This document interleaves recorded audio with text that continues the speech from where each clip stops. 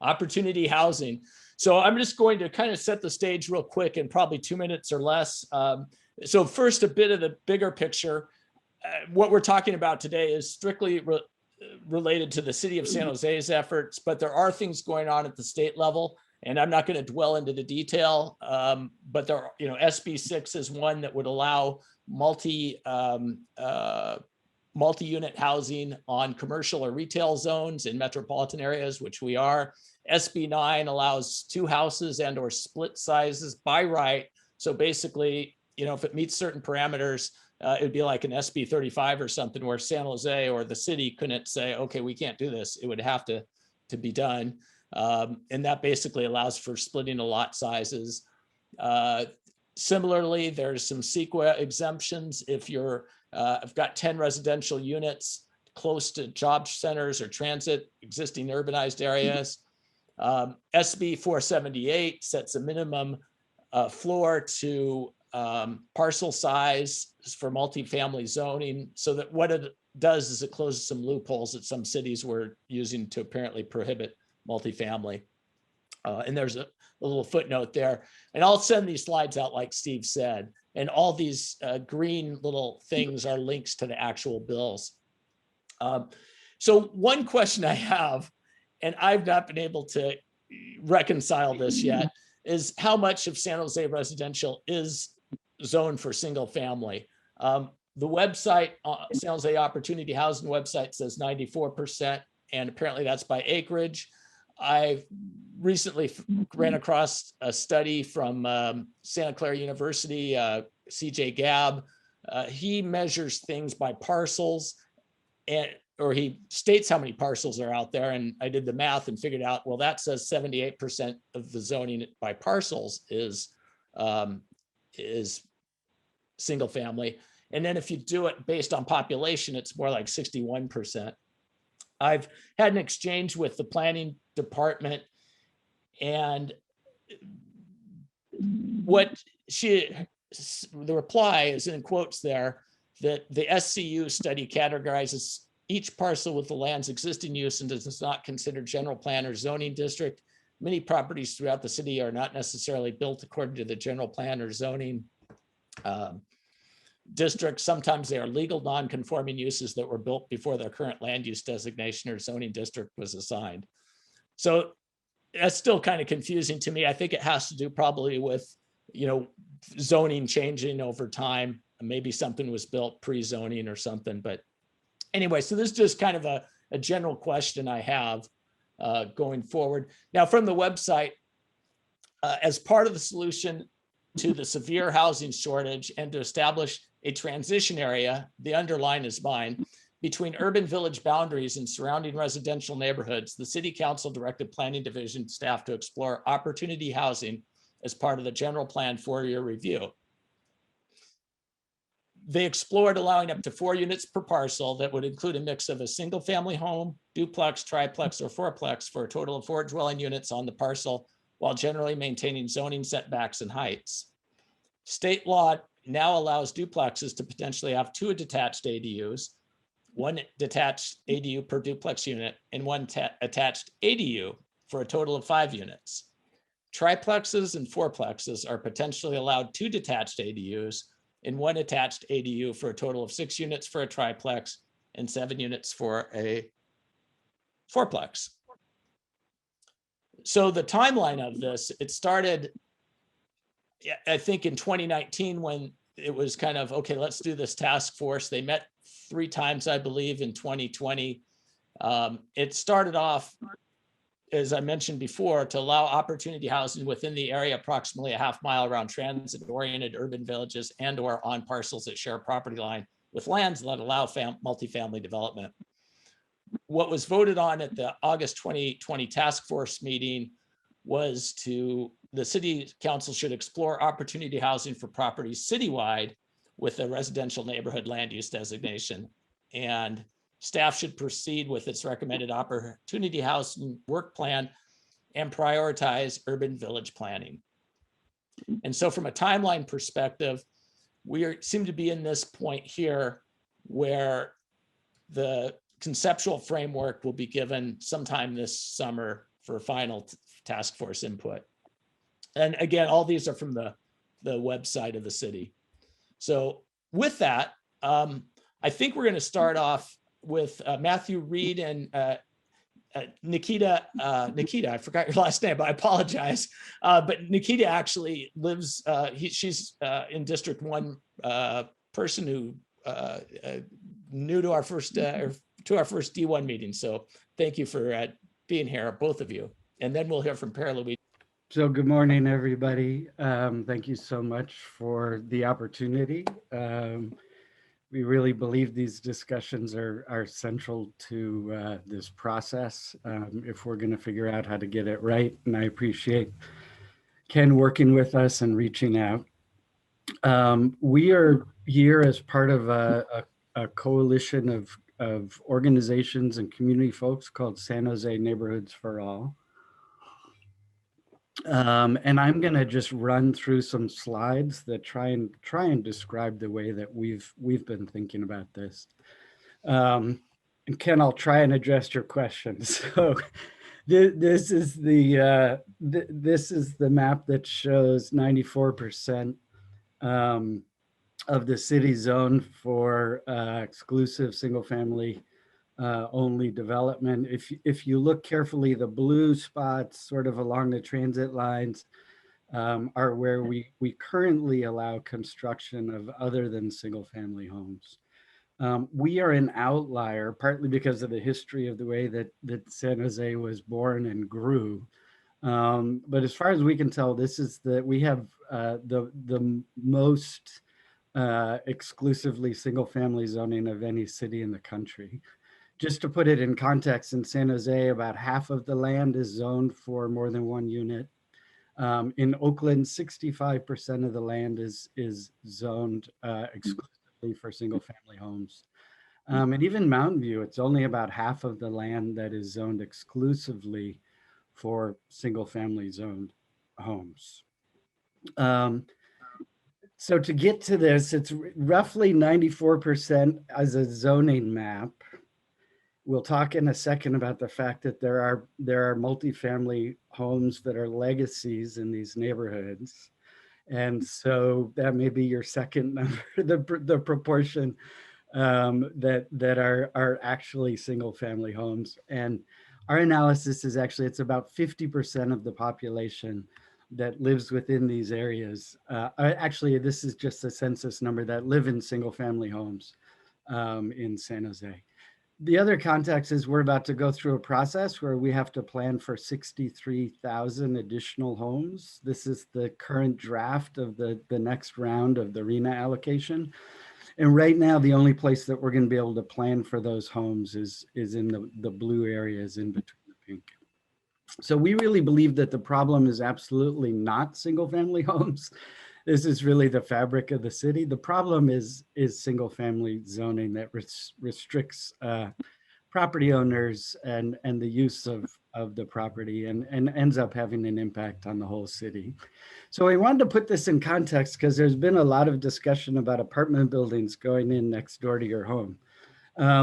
Right now, if you look on the far right-hand side, this is sort of our urban village vision. Some of them are a little taller than that, but this is, true multifamily housing.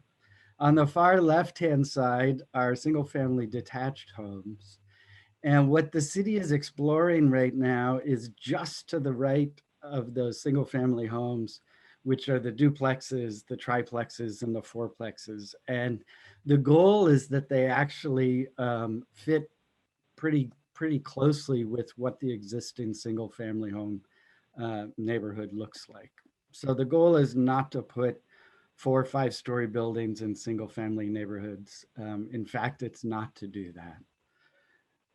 Part of what we're stuck with, and I'm sure people feel this, I don't know if they've looked at the numbers, is that we have a huge gap right now in the city between what are already very, very expensive rental prices and the kind of cost of entry for home ownership into some of these single family neighborhoods.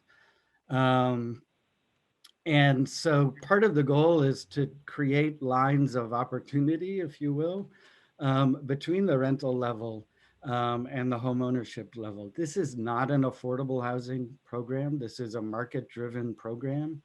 And the goal is really just to create more different housing opportunities at different price points in different parts of the city. We believe that we are losing young families in particular in the city, and lower income families in the city. And it's having an impact on some of our key institutions. So we have significant decline in elementary school enrollment around the city.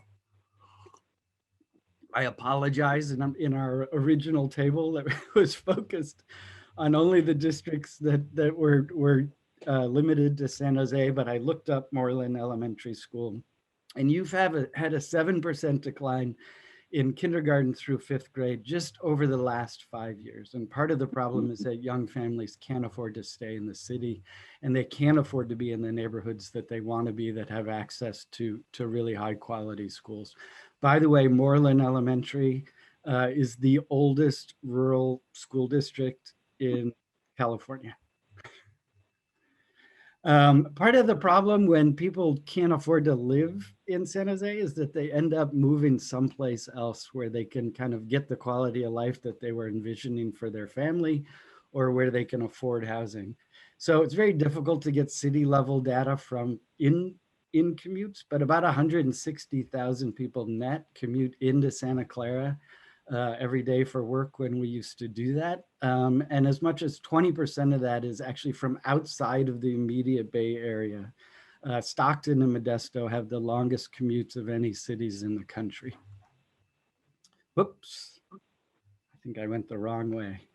So opportunity housing is actually a made up word that the city of San Jose came up because they used to call it Plex housing and nobody knew what the heck that was. So essentially it's a unique term for allowing 2 to 4 rental or ownership homes on single family lots that are currently zoned exclusively for single family homes.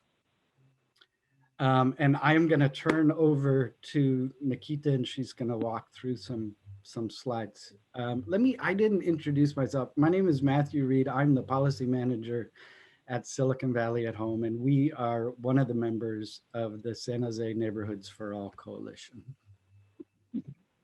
And hi, everybody. My name is Nikita Sinha. I'm a lifelong resident of Country Lane, D1 resident, and I'm also part of the coalition, and excited to be talking to you today.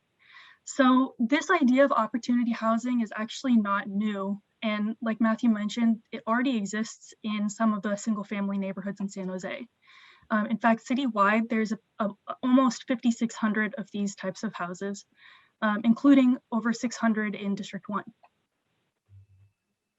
So here's an example from Willow Glen, and we'll go through some examples across the city. Something that stands out here is that this is a beautiful home that's actually a duplex built in 1945. So there's 2 units using the space of a corner lot that doesn't really look any different from other houses in the area. And in Japantown, you can see that this house actually has 4 units, and from the outside as well, and in comparison to the other houses on the lot, it doesn't really stand out in any way and is a really, really great use of the space. And then in D1 as well, these units are similar in so many ways to the other houses on the street, but have the capacity to have 2 different families living there with the same access to all the neighborhood amenities that we all enjoy. In Westgate as well, in some of these photos, you can notice that the only real visible difference from the outside is that to the right, maybe, and to the left, you'll see 2 different entrances to the duplexes in this unit, but in other ways is extremely similar to the streets on this block. This one actually stood out to me because I've biked all up and down Payne and never noticed this myself. But this is also a duplex, and a house like this starts to address a range of needs of people living in this district especially.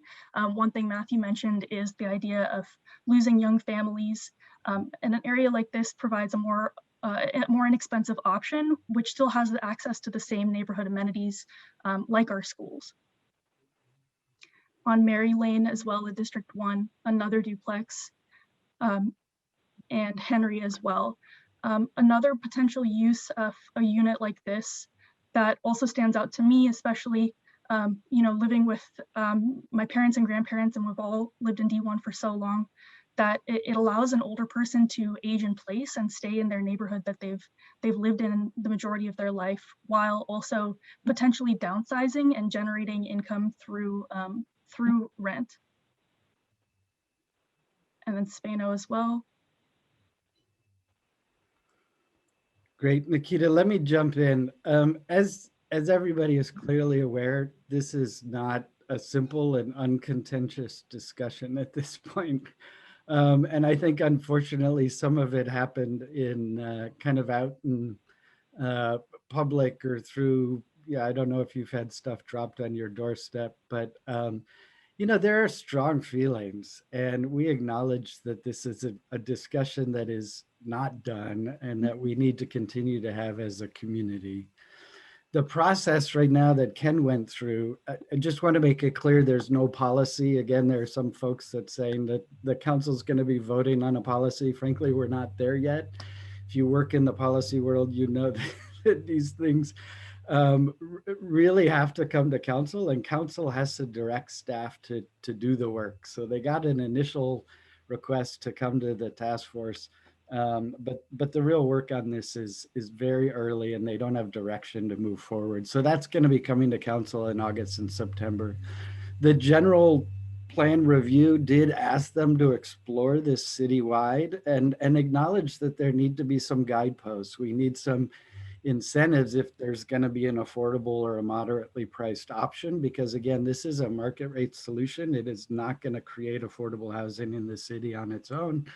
We want to minimize displacement risks, and everybody acknowledged there need to be strategies for preserving historic areas. So this is likely to be an 18-month discussion before we get to a final vote. And the key is that we really need to open up and continue to have citywide community engagement. And this coalition brings together so many different residents and organizations because of the shared concerns that it addresses. Right now, San Jose's housing market is broken at all levels, meaning that people are at risk of losing their homes, as well as middle-class families are being pushed out of San Jose and choosing to leave because of the cost of housing. And so opportunity housing is one tool that responds to that range of housing needs citywide.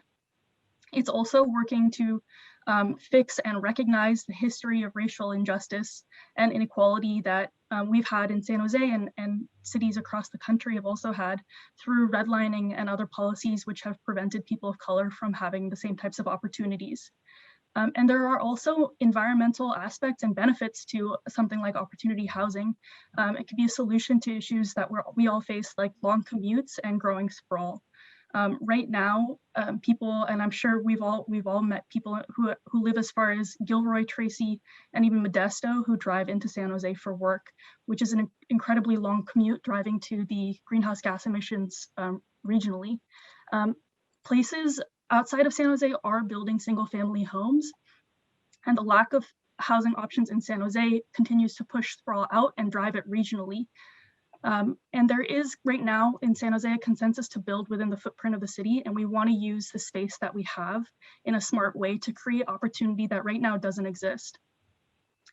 At the bottom, you can see that there are some other cities. It's not just San Jose. There's so much momentum across the country of other cities that are either looking into this or have adopted this type of policy because of the many ways that it can benefit us. So here's my pitch. Join us in this discussion. If you go to the website, sanjoseneighborhoodsforall.com, there's an opportunity to read through some of the material. It looks a lot like what we shared with you, and to endorse the campaign and join the coalition. And we would ask people to be creative. This really means different things to different people in different places. So thinking about what's your lane, who is the network of people that you think would be interested in this, is something that we're really asking people to consider. Of course, we'd love a statement out of your leadership group, but we acknowledge that there's a lot of individuals in the city as well. And we would love to have further discussions. So Ken, that's the end. I didn't track the time. I hope. Oh no, that's perfect. perfect timing. And Amy, I see your hand is raised, but we'll hold the questions off till after Pierluigi speaks.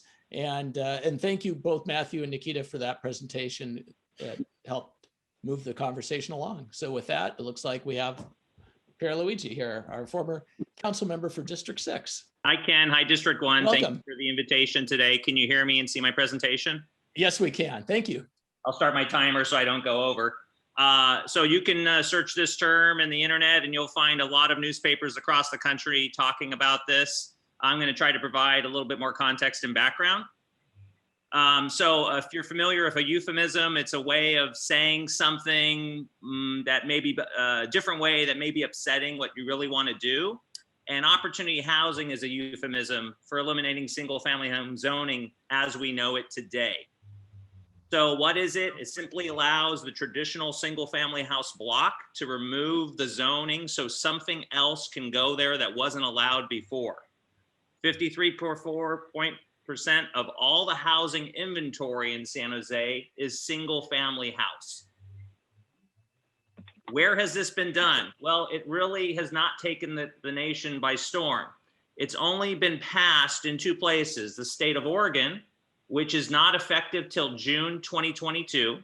And what you're seeing there is that cities are passing demolition fees to dissuade speculative buyers before the implementation of the law. And as this Portland newspaper shows an image that not all homeowners are happy with the state law. In Minneapolis, the residents and the Audubon Society took the city to court, went to the lower court, appeals court, and ended up at the Minnesota State Supreme Court, where the Minnesota State Supreme Court ruled against the city of Minneapolis. In Sacramento, they voted to study, but they did so in a way that was a little awkward. It was part of a motion that contained a long list of wonky land use items that most every residents don't understand. And so that was allowed to go through. And the mayor said, don't worry, we'll have design standards. And I'll tell you why that's a false promise. So as discussed, this will come to San Jose for discussion and vote. Why? There's this concept that the historical nature of single family homes and redlining under the Federal Housing Administration in 1934 was obviously a bad mark on the country, and it was outlawed in 1968. And that if we eliminated this zoning, it would right a historical wrong. And everyone has a right to live in any neighborhood they want and should not be outpriced. And that lower rent would be likely in a multi-unit building rather than a single home. So who is pushing this? Well, you'll see a lot of logos of these organizations, and they have a lot of paid staff pushing these proposals. But when you peel back the onion and you see where their board of directors lives, it's not necessarily San Jose boards of directors that are pushing this concept on San Jose residents. So the city's current general plan builds an incredible amount of housing, enough for 300,000 more people by 2040. Most residents have no idea that this amount of housing will be coming online.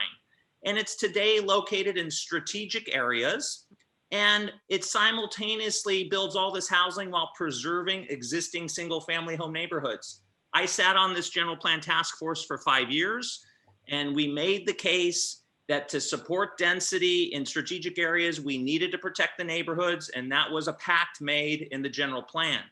This is an example of something that's in my neighborhood on Meridian Avenue, 4-lane road, bus line, and it's approved, not built yet, but it's near Meridian and Willow, and it's 233 units on 2 acres, 100% low-income housing, but it's on Meridian. It's not in the neighborhood. And so this is what the general plan brings today. It's important in this discussion to give context and history on what San Jose has done. We have been the leader in building the most housing for the region, both in market rate and low income. So when you think about if you had this in District 1, this would be like having 23 100-unit low-income buildings just in District 1. San Jose is, as you may know, is mostly housing, so we are tax revenue poor, while neighboring cities are mostly jobs and they are tax revenue rich, which means San Jose residents receive subpar services from the city, while other cities residents receive incredibly vastly different and superior city services. Along the way to building all this housing, San Jose sacrificed a lot of opportunity in the industrial and commercial land. In just 98 to 06, we lost 1,000 acres, land that could have created jobs and a tax base for our city. When we do approve low-income housing, and we do it often in San Jose, it's at a financial loss because that parcel comes off the tax roll forever. So they don't pay property taxes in perpetuity. So you add new residents, but there's no revenue to pay for the city services they'll use. San Jose has an inclusionary housing fee. So when developers build housing, they pay millions of dollars into a fee to build housing, or they include those units within the development and raise the price to the other units, whether they're rented or sold. We have a real estate transfer tax in San Jose that's dedicated to low-income housing. We have a commercial linkage fee. So I just told you we don't have a lot of jobs, or maybe I didn't tell you that 70% of San Jose residents prior to COVID left San Jose for work every day, 5 days a week. And so even though we have less jobs, we're actually taxing new jobs when they're developed in San Jose. And that fee tax goes to low-income housing. And then if the Measure A property tax that's on your property tax statement that you're paying for, the county, 29 of those 40 low-income developments are in San Jose. So now the proposal from the general plan task force that modifies the general plan, you get all that density we talked about, but it removes the protection for single family home neighborhoods to allow multi-unit by right on every single residential parcel, citywide. And it eliminates your choice of living in a single family home neighborhood, because ultimately it opens up to any of your neighbor's property being sold and something else built that wasn't allowed before when you originally bought there. And that concept of having one neighbor on each side could potentially go away. You know, if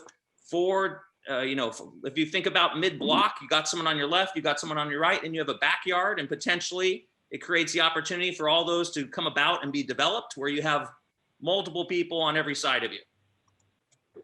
So people might say, well, what's the process? Well, the process would be none, because the terminology by right means no community meeting, no public hearing, straight to demolition. Now, if you wanted to look at something else, let's say removing a tree, you got to do a series of steps that'll initially basically notice your neighbors, tell them what's going on. They can request a hearing. The hearing can be scheduled, and then they can hold the final decision. And of course, if it's a heritage tree, you're going to planning commission.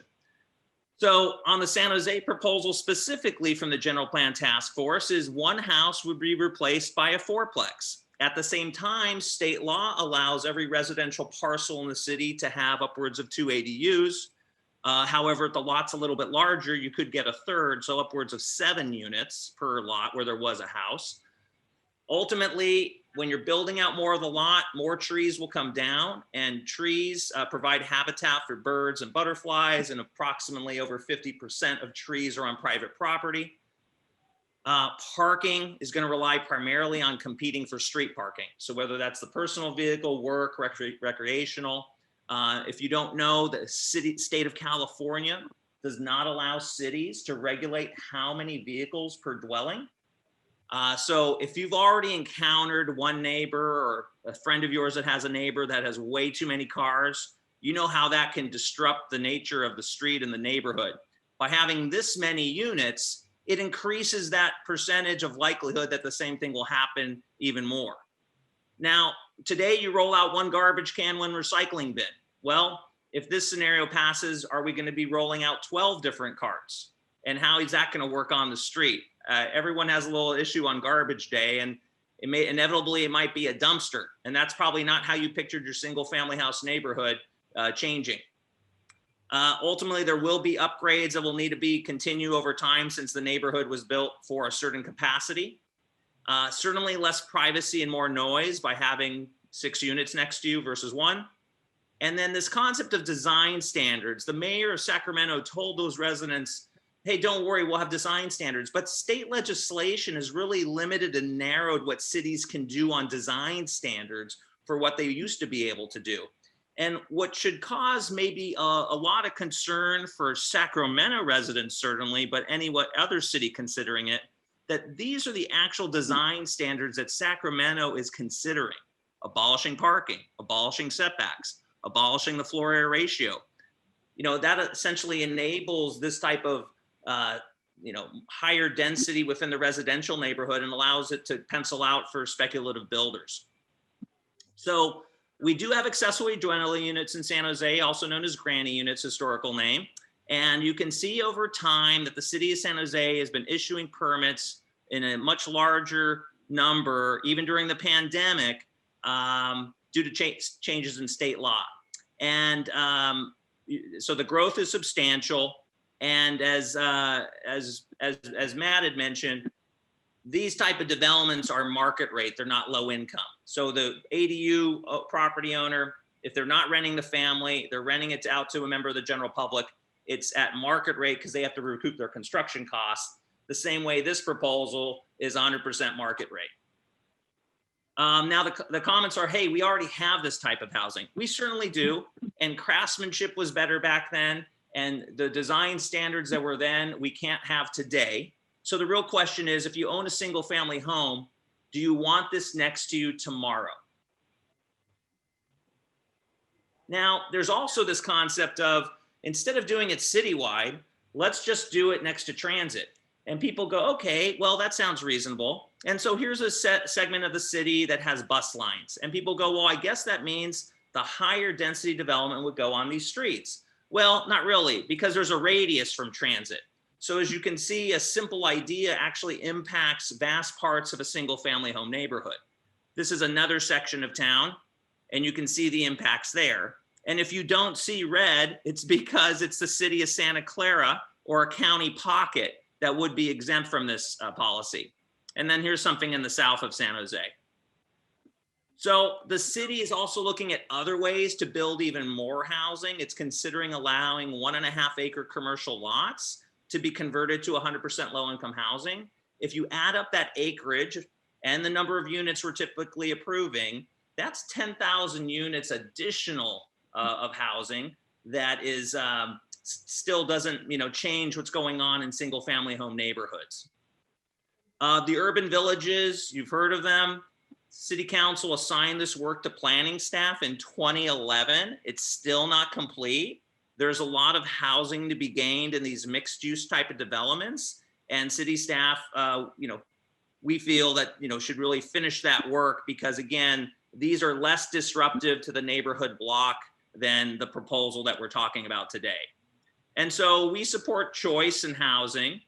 We support the current general plan, which is called Smart Growth, which adds these thousands of units, and it does so in a manner that's best for the affordability side, environment, and it enables commercial and transit by putting housing where it's meant to be. We certainly support ADUs. Those are property owner initiated decisions. It's not a profit motivated buyer who's trying to maximize rent over the neighborhood. Again, we support finishing the urban village work. And these other cities that have basically gone a free ride on San Jose, that, you know, it's time for them to entitle and approve and have housing built. San Jose cannot do it all, just like any other city in the world can't do it all. These other cities need to pick up the pace. And then we want to see what happens in other places. There's no track record of success anywhere in the country, as I pointed out earlier, with Oregon and Minneapolis. So, you know, if we think this is something interesting, we'll put this on the shelf for 5 years, 10 years, see what happens elsewhere. Otherwise, this needs to go on the ballot because I've never seen a land use issue that's affected more residents of the city than this. And this clearly should be on the ballot for residents to weigh in. My opinion is that almost everyone that lives in a single family house has sacrificed, saved, and worked hard to own their piece of the American dream. And so what you can do, the Willow Glen Neighborhood Association is hosting a citywide petition. We were first on the mark, so it's where the petition is. There's also our organization called familieshomessj.org. We don't have paid staff. We're grassroots. We're met people from across the city, that are trying to organize and bring awareness to this issue, because we find most people still don't know about it. Please share this with your friends and neighbors. Let your council member know this is the most important issue to you. And you got to grow thick skin, because unfortunately in this discussion, some people will become cruel and unkind, and they say mean things, such as if you like your single family home, that you're classist, racist, privileged, or it's about your fragility. And these are some of the neighborhood associations that have come out to support. These are the logos for more information. And I know a lot gets talked about race, but I'm going to tell you that the Berryessa neighborhood, they trace, their residents trace their heritage, 60% of them to Asia. It's a neighborhood that's approximately 20% less, 20% or less Caucasian or white. So it's a matter of just people, you know, homeowners that are proud of their neighborhood that want to retain it. Thank you very much. Thank you very much, Pierluigi. Those both presentations were very good, and you guys kept to the 15 minutes. So we have several hands raised. So why don't we start with those questions? Steve, why don't you start, then Amy, then Carlin, then Bob. And in the meantime, I'm going to pull up just a list of questions that, and I'll just kind of put it on the screen. I had a couple of just quick comments for, I'm sorry, I'm forgetting her name, Nikita. The pictures that you showed of existing multifamily homes, I think were a little deceptive, because I would expect to see 2 or 3 cars per unit. And so I'm kind of thinking those were carefully selected pictures that don't really reflect reality of what the parking situation would look like. My main question is, and this is for the first set of speakers, for Mathew and Nikita. What is the problem we're trying to solve? Are we trying to create more housing units in San Jose, or are we trying to make housing more affordable? Those are different problems, and I'm not clear which one we're trying to solve. I can jump in on that. This is Mathew.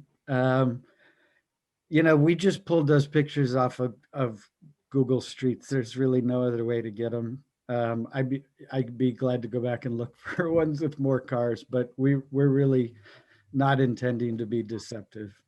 But I appreciate the concern. Our housing problem is going to be addressed by building high density housing in the way that Pierluigi outlined. And, you know, I spend 90% of my week working to figure out how to get more housing and more affordable housing built at higher densities throughout the county. So the vast majority of what we need to do is to build dense housing along transit.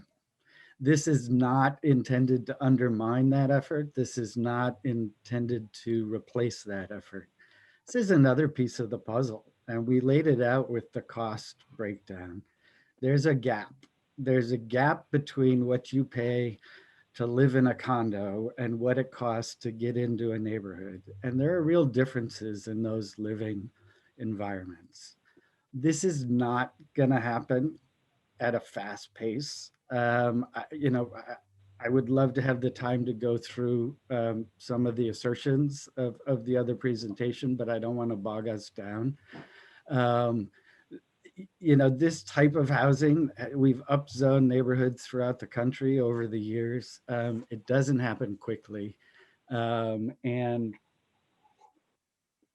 again, it is not intended as an affordable housing program, and it is not intended to be the core way that we add housing residential capacity to the city. It's a way of addressing a piece of the puzzle that's been very difficult for us to get at. It's a market-driven solution. We think it is a very gentle step that will sprinkle some of these opportunities in neighborhoods throughout the city. So you still haven't really answered my question. Your answer mingled together these two ideas that I was trying to separate. Let me just say that if the goal is more affordable housing, you know, there's tax incentives and there's other ways to go address that issue. So we can move on to other questions, but I just want to clarify that you need to be clear. Are you trying to add more housing, or are you trying to make it more affordable, and not mingle the two together in a way that's just confusing? Could I just respond quickly? Steve, my intent was not to avoid your question. There are no programs that subsidize $600,000 or $700,000 new homes in neighborhoods that currently the price of entry is $1.2 million or $1.3 million. There's also no way of subsidizing small rental units that are going to rent, at relatively high rents, and they're going to be available to people who make significantly more money than would qualify for affordable housing. So that was my effort, was to address this. This is not an affordable housing program, and it is not the core of our strategy to add capacity to the city. Okay, I'm confused, but let's move on to another question. Gary, Gary Smith, why don't you go next? Because I don't think you've been called on all meeting, and then we'll continue on. Okay, thank you. Well, a question for Pierre, a specific question, actually. 2 or 3 years ago, I attended a seminar put on by SV at Home, and they were recognizing affordable housing projects. And one of them, I believe it was called the Montgomery development, and they called it a platinum recognized development. I asked them, is that platinum part of LEED? And they said, oh no, it's just recognition. It doesn't have, for example, parking, so the tenants save $75,000 per parking space, and the building is almost on the street. But it sounds good. I mean, that would clearly be an affordable housing project. But is that the 233 unit project on Meridian and Willow that you referred to in your talk? No, it's just one of many. San Jose is historically and continues to be a leader in providing low-income housing within the city. And it's just one of many developments that are built, are approved, or going to be approved. Okay, and have you heard of that Montgomery housing? It's on Montgomery, right near Bird and 280, just north of 280 in that area? That's entitled, but not yet built. Okay, thank you. Amy, I think you had one. Thank you. I know the discussion seems to have been about single family zoned parcels, but I didn't know if there's been much talk about lot sizes. A few years ago, I rented a home in Saratoga in one of these single family neighborhoods where everybody asks, who can afford to live here? And just to share, half of my friends and people I knew continue to know in those neighborhoods, which had like 11 and 12,000 square foot lots, slightly larger houses. About half of those families, lived in multi-generational situations. I knew families who, like 2 brothers, purchased a house together and 2 families lived there. I knew families where brother and sister, 2 families were sharing a rental. I currently live in a single family home in a neighborhood with a lot of garden style apartments and larger apartments, but I live in a modest size house on a 5,000 to 6,000 square foot lot. And I have a hard time imagining, 4 or more units on my, in my neighborhood with these smaller lot sizes. So what has the discussion been about lot sizes? Well, there is no affirmative answer on that yet, other than, so for example, on ADUs, I believe it's by right regardless of lot size. On the fourplex topic that comes before the city, it could be any lot or it could be a minimum lot, but there's no details yet. Currently, there's more information on buying a refrigerator than there is about this when it comes to the details on what might be the differences, future differences on FAR, setbacks, height, et cetera. So we can look to perhaps what, in the 2 places where it's passed, what it is, but even in Minneapolis, it's less units. It's only suggesting a triplex and not 6 units. If I could jump in real quickly, there are existing standards for how you develop single family lots, and they exist. Right now, there's no concrete discussion about changing them. In fact, part of the goal is fitting these homes into existing neighborhoods. So I agree with Pierluigi that there are lots of questions. It's great that folks are plugging in early. But you still have front and rear setbacks. There are, and I think he knows this, there are front and rear and side setbacks for ADUs as well. So right now there are existing design standards. If you fit within those existing design standards, you can tear down your single family home and build a new one. You just have to follow the rules. So there is some structure. Smaller lots are clearly gonna generate a smaller number of smaller units. Yeah, and jumping on what Matt says, there definitely are rules today in a single family house neighborhood. If you demolish a house and decide what to build, setbacks, FAR, et cetera. But for example, on ADUs with a garage, I think you can go 0 lot line on the fence. Or if we look back again to what Sacramento's looking at while they're choosing to study this policy, is also the setback, the standards of eliminating parking and eliminating setbacks and eliminating floor area ratio. So that's where, to your original question, those things, if they change, that allows more to happen on even very small lots. I know in Willow Glen, there was recently a triplex approved on 4,000 square feet. And that's even without this policy. So Bill, we haven't heard from you yet for the whole meeting. So why don't you go ahead and ask your question? Hi, yes, I'm Bill Rankin. I'm a D6 resident. I'm also the president of the North Willow Glen Neighborhood Association. I'm against opportunity housing, and also the North Willow Glen board is against opportunity housing.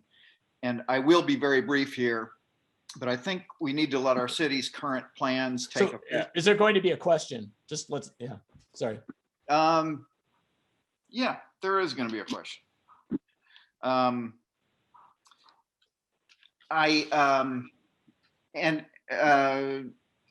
just want to point out why I'm against opportunity housing. And if I need to ask a question, then a couple questions I'd like to ask are, what about parking? If up to 5 to 7 units are allowed on a single family housing area, how is the parking going to work for that? And also, we need to think, all the examples of fourplex that were shown by the people supporting opportunity housing were all nice looking. They would fit into any neighborhood. But just imagine what happens. You could scrape a 3-bedroom, 2-bath bungalow and put in a concrete cinder block cube. So I'm just asking, why we need to, I just think this whole thing is such an unnecessary thing to do. And let's just ask the question about parking. Parking, that's a great question.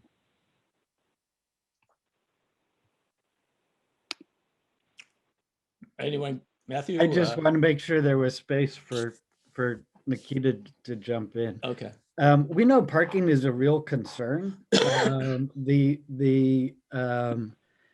think the expectation is that because this is really going to happen slowly and it's not going to come to dominate blocks in a short period of time, that the city's assessment, and I know they're going to be doing some further research on this, is that, well, we have neighborhoods where there are real parking problems compared to the high density housing that we're building. The parking demand from, Pierluigi is right. On paper, this can produce a lot of units. It's really not likely that you're going to get multiple 7-unit properties on a single block. Can't promise you that won't happen. It will depend in part on the policy, but that's really not what the focus of this is. And so the question is there street parking on your street? What we've noticed is that actually we are changing neighborhoods, and we're building bigger houses with more bedrooms. We're going at mid-century communities. Actually, the epicenter happens to be Willow Glen. There's been almost 500 teardowns and rebuilds just in the last 6 years in Willow Glen. And what we're noticing actually is that traditionally we're seeing people add up to 5 bedrooms from a 2 or 3 bedroom home. And in some ways, you know, we don't expect it to be too much more than that. If the question is how many people are in those spaces, it's likely that it would be the same number of bedrooms as a large home. The problem is that those new homes cost $3 million, and they're beautiful, and more power to them. You know, people who can afford to live in a $3 million house, they're beautiful houses. It's a beautiful neighborhood. The reason they're being built is because there's no other option. And so we think the parking impact is going to be significantly less than Pierluigi is telling you. But that's, you know, we recognize that as a concern. And I think that's why we're having these public conversations. I would argue that parking will have a significant impact. It's just inevitable. As I said already, or mentioned already, that you already have this situation where the city can't regulate how many vehicles per dwelling. And that dwelling can have a commercial vehicle, a work vehicle, or personal vehicle, and a recreational vehicle. And there's already situations where on a block, someone has way too many cars and the cities can't do anything and the neighbors have to deal with it. And that's 1 unit. So if you end up having 6 units, the probability of that expanding is just valid. You know, we won't know till it happens, but certainly part of the problem is that, you know, we know ADUs today, they rely on vehicle parking on the street. There's no way to park the number of cars on the square footage parcel for the fourplex. Inevitably, it will increase street parking. For some people, it's not a big deal. For others, it is a big deal, but it certainly will be a challenge, especially on garbage day. So Nikita, if you want to respond to that, you can, because I know you were going to jump in, but what I request, given it's 10:57, if people could put their questions in the chat, that'd be great. And then there is one question. I know this question had been entered in before the meeting, and that was, you know, what's the vice mayor's thoughts on this, his position on this? So I'll let the vice mayor think about that while you're speaking, Nikita, and then please put questions in the chat. Thanks. Yeah, and I just wanted to really quickly add in that I think it's worth noting that this connects to other ongoing efforts, including the West San Jose MTIP that we just heard about from DOT earlier. There's ongoing transportation efforts that are intended to make our part of the city easier to walk, bike, and take transit. And that definitely connects into our conversation about driving and parking as well. Thank you. Vice Mayor, do you have any comments on the exact question was now I've lost it here. Well, basically, what's your position? Sorry, I was anticipating that question was going to come up. So first of all, I'm trying to work with planning to have council make this decision in 1 year, 9 months, and 5 days. So that'll be right when I'm termed out to make the decision. But seriously, I'm actually in the same issue as the rest of you in terms of I'm trying to understand what this means. I'm trying to understand the reality from the misinformation and the fiction and the misrepresentation. And so I don't have a firm position on opportunity housing. Again, I'm just going through the same process as the rest of you to try to figure out what the best solution is for the issues that we're trying to address. I can say that as a single family homeowner who has single family families on both sides of me, that even listening to Pierluigi's presentation, I don't have a fundamental issue with the type of housing that was proposed being built on both sides of me. Now, I understand the needs and concerns and reservations of my residents and the people that I represent. And so I'm going to just thoughtfully take as much information as I can and make the best decision that I can. I do want to say though that there's been part of the presentation was all the negative ramifications of the proposal, but there's no guarantee that the initial proposal is going to be what the final decision is going to be. So I don't want the community to respond to the emotional appeal of fear or trying to make you afraid of whatever proposal is gonna happen. I want the community to go through this process. It's gonna be a long process to really understand what it means to have a multiplex development or project right next to your house, how it's gonna impact you and your neighbors. And then when the time comes to make a thoughtful, educated decision, and obviously a lot of it's gonna be based on the input that I get from the community as well. But again, we gotta let the process play out. We gotta get as much information as we can. And again, I just don't want the community to respond to the fear that's out there. And just, you're all intelligent people, you're all thoughtful people, and I just want everybody to do their homework and let this thing play out. Vice Mayor Jones, do you think the general plan task force went too far when they decided to make this citywide and by right? I don't have a position on that, Pierluigi. I can't say that they did or didn't. Again, I'm still going through the process. I'm still trying to get all the information I can, but I can tell you what I just stated, based on your presentation, that I thought that you appealed to my selfish instincts as a single family homeowner. And it took me back, to be honest with you. I think that we should go through the process. The community should have all the information they can get, and then we can make a decision. But I don't want to see people appealing to our selfish nature, or my selfish nature, or trying to create fear. So a couple things. First, again, and we'll make this available to everyone. The questions in the spreadsheet, there's like 50 of them or whatever, and we tried to split them up into different categories of affordability, city budget operation, council, whether it's a council question, something related environment, whether it has to do with this equity question, and actually that could mean a couple of things. It could actually mean buying into property and actually earning equity by ownership, and then mobility, quality of life, and then some questions I couldn't categorize. One of the questions here, though, Bob had this question, which was, will the additional units be paying park impact fees, which is similar to what I bolded here. And so before I get Pierluigi, and I apologize, it is past 11:03. If people want to drop off, obviously can. If Pierluigi, Mathew, Nikita, you guys are okay with staying on? That's oh, sorry, I thought you just answer your question. Yeah, sorry. Okay, we'll keep going. And then the other thing too is I did put a poll up if people are interested in, should D1 take a position on this item?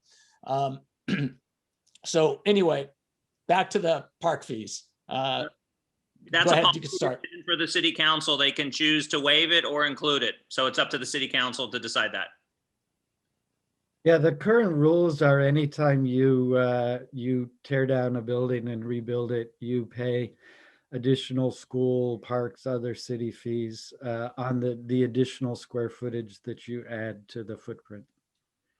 And I believe ADUs are waived. They don't pay a park fee. Is that correct, Vice Mayor?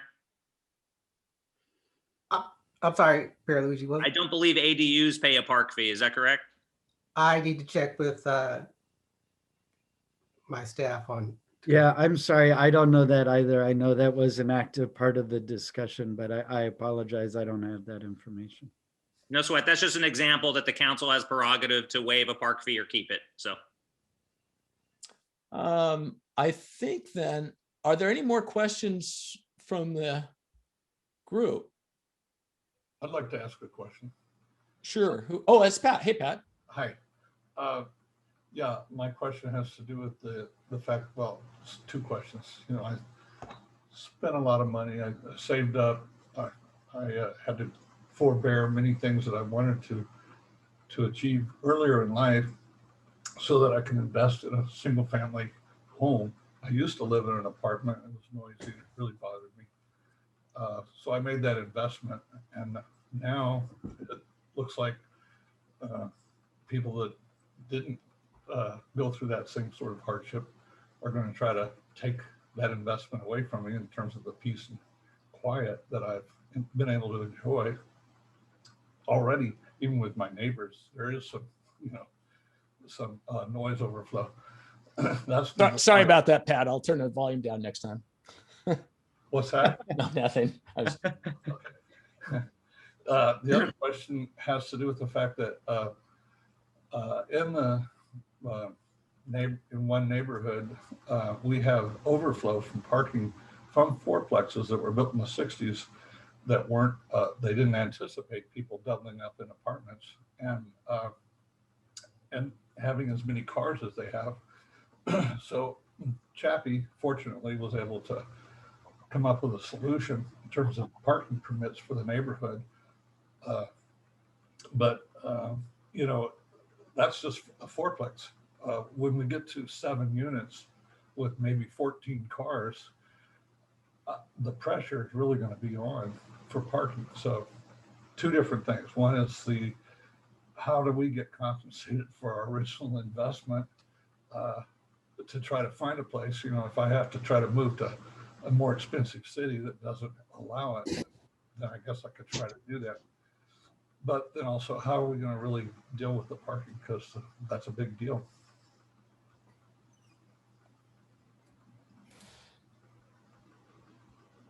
I guess I can jump in. Pat, I don't think your street is going to be overwhelmed with 6-unit properties. I'm sorry that that's the impression that you're getting. That's A, not the way this is designed, and B, that's not the way that markets generally work. Your home has value because of the context that it is in, and you know, would have to make decisions. Anybody else would have to make decisions about what was the best way of optimizing the use of that space in a market environment. And so this is not going to overrun your neighborhood. The places where we've upzoned around the country, the one that we found that actually had the highest rate was about 1% of the lots every 4 years. And that's a community in Portland that upzoned. It was actually close to downtown. It was not a particularly wealthy community. Home value is very high in San Jose. The value of keeping a home, a single family home, creates a real incentive for things not to change. The city, there are parking requirements right now. It's not clear how the city is going to process them. You know, the primary barriers is that you're only allowed actually much more than we used to build, but you're limited to, I think it's 40% front lot coverage currently. That's actually a lot of space in front of your house. Most of your neighbors don't have that. That's the current law. You can do that by right now.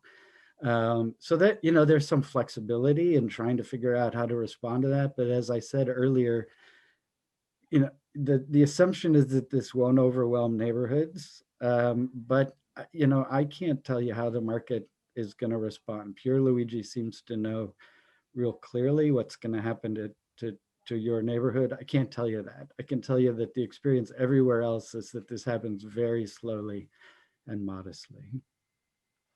Well, if change is going to be inconsequential and rare if ever, then why even pursue a policy that brings so much angst to San Jose homeowners? As Pat said, a lot of people have made sacrifices to have their single family home, and this ultimately is breaking the promise that was provided to them when they bought into those neighborhoods. We know the housing that's really going to make a difference is the high density housing that's already approved in our general plan. So we should double down and focus on that and leave the commitment we did in the original general plan 2040 and leaving those the commitment to preserving single family home neighborhoods. And ultimately, we do know that anytime you increase units, there will be more vehicles because it's all about access. And if access is nowhere near transit, as this citywide proposal is, it's just going to require people having more vehicles.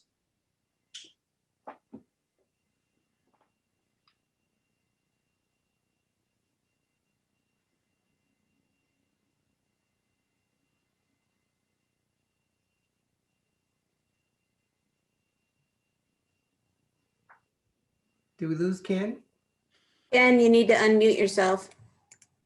So Doris had a similar question to parking, and let's move on to Roma's, which was, why did the general task force take a position to study opportunity housing if it is such a terrible policy? And so the question is, what did prompt this, I guess? Hey, Ken, I could jump in here. I was on the general. Oh yeah, you were on the task force. That's great, Bob. Yeah, so was Bill, actually. It was pretty evenly split. The general plan task force was fairly split on the item. It was a lot of discussion, but the task force contained a large number of housing advocates on it. And it was really that the housing advocates were able to, convince the few people that weren't on one side or the other to go with the proposal. It was pretty evenly split. So it wasn't really like the general plan task force was advocating for this proposal. It was the proposal that staff had. I think there was just as much support for that. So it's 11:11 right now. Steve just reminded me that we need to vote on the meeting minutes, which I guess is going to be kind of odd because we have people who aren't in the D1 group. So I guess we'd ask those. You know what? How we could do that, Steve? Maybe should we do a poll? Does that make sense? Yeah, that's fine. Whatever method works. Okay, and then it looked like people responded to this poll of, at least at this point, instead of the D1 taking a position, list the questions we have, because I think there's still a lot. I think there's still a lot of valid questions. And at some point, the council is going to have to weigh in and make some tough decisions here or provide direction. So it seems like that's where we're going on that. So in the meantime, I guess I'll put up a poll on the survey. Yeah, we probably need to wrap up here soon. Yeah, I guess, we could do this. Why don't we give a minute to each of the speakers? Since we started with you and Mathew and Nikita, we'll start with Pierluigi, and then so why don't you guys each take a minute, and I'll be putting up the poll in the meantime. Sure. Well, thanks for the opportunity. Really appreciate raising the awareness out there. Again, I don't think most single family homeowners even know this is being proposed. There is not one single neighborhood association in the city supporting this policy. There are only neighborhood associations opposing. Leadership organizations from other districts are already officially opposed, such as District 6 and District 10, with more to come. There's Vice Mayor talked about, if your neighborhood association isn't necessarily inactive, it's a good time to get active. If there was ever a time to get active, the time is now, because this will have irreversible change to your neighborhood. And yes, the proponents will say, don't worry, nothing will happen. The fact of the matter is something will happen. And do you want it next to you?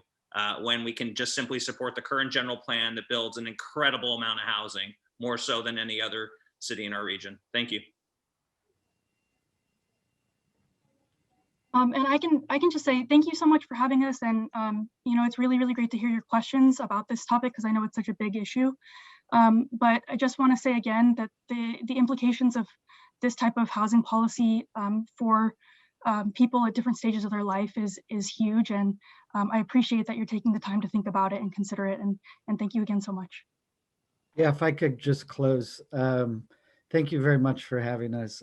I really always feel like these discussions are constructive and important. I would just leave you with this. When the council votes in August, they're going to be opening up a process. Staff needs direction to just do the work of reaching out and figuring out if there's a way of doing this right. And so really that's the first step. And I believe this is the beginning of a conversation at the end. There were excellent questions that were shared with us ahead of time. We didn't get to all of them. We'd be glad to come back.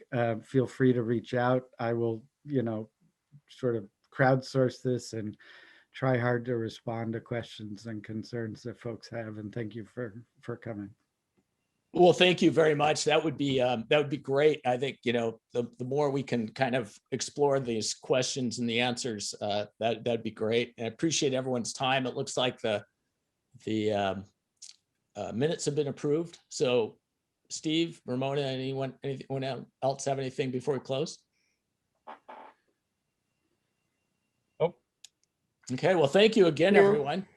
Thank you very much. Only 15 minutes over the meeting time. Thank you, Ken. Thanks. Have a great Saturday. All right. Take care.